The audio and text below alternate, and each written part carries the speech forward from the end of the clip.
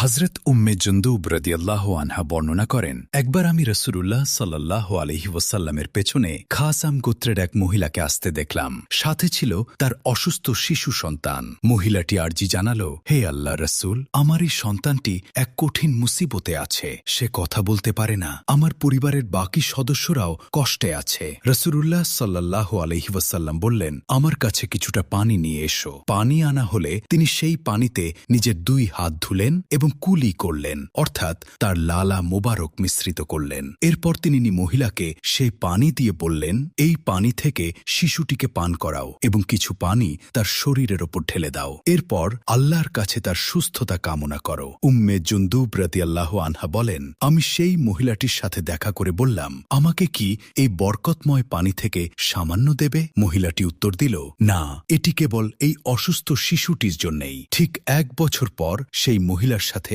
আমার আবার দেখা হলো। আমি ছেলেটির কথা জিজ্ঞেস করলে মহিলাটি অত্যন্ত খুশিতে জানালো, সে এখন সম্পূর্ণ সুস্থ। সে শুধু কথাই বলে না, বরং তার বুদ্ধি ও মেধা সাধারণ মানুষের চেয়েও অনেক বেশি প্রখর হয়ে গেছে। রাসূলুল্লাহ সাল্লাল্লাহু আলাইহি ওয়াসাল্লামের শরীরের সাথে স্পর্শ হওয়া প্রতিটি জিনিসই ছিল বরকতময়। এই পানি ছিল তার একটি জীবন্ত মুজিজা।